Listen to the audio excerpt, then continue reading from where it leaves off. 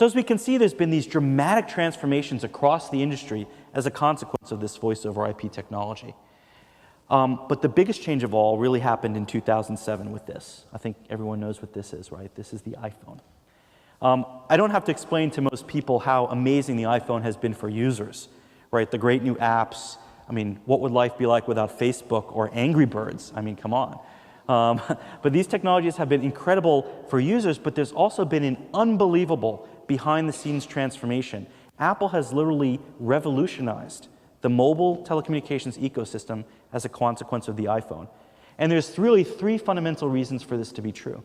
The first is that they changed the value chain. It used to be in telecommunications, users purchased stuff from service providers like AT&T or Verizon. That's who you paid.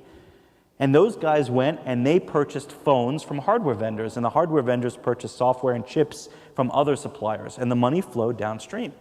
But the user had the money relationship and they paid the mobile operator. Well, guess what happened? With Apple and the smartphone, this started to no longer be true. You could put your credit card into iTunes, and all of a sudden you could actually start to pay Apple directly for products and services. In many cases, products and services that the operators themselves wanted to offer, but instead came through application providers like Netflix and Skype, offered through the application store. And that was really because of the second fundamental innovation which Apple introduced, which is the ability to distribute software to mobile phones. Before the iPhone, it was really hard as a software developer to write a piece of software and get it onto a user's phone. Nobody knew how to put applications on their phones. In fact, most phones you couldn't. Where the few ones that you could, you'd have to visit specialized websites and go through complicated installation procedures that, trust me, nobody did. So it was almost impossible to distribute software to mobile phones. Apple changed that. With the App Store, you can now very easily distribute software to mobile phones, and Google and Microsoft and other companies shortly followed. Now the smartphone is one of the easiest places to distribute software for third parties.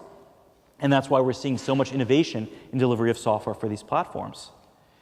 The third thing that Apple fundamentally changed is to change the notion of who the brand leader was when you purchase your telecommunications service. These days, if you want a phone, you don't want a Verizon phone, you want an iPhone that's on the Verizon network. You don't want an AT&T phone, you want an Android phone that runs on the AT&T network.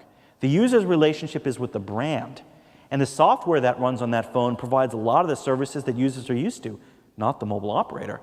Do you get your music service from AT&T or Verizon? No, you get it from iTunes or Google Music. That's the software on the phone provided by a totally different set of players.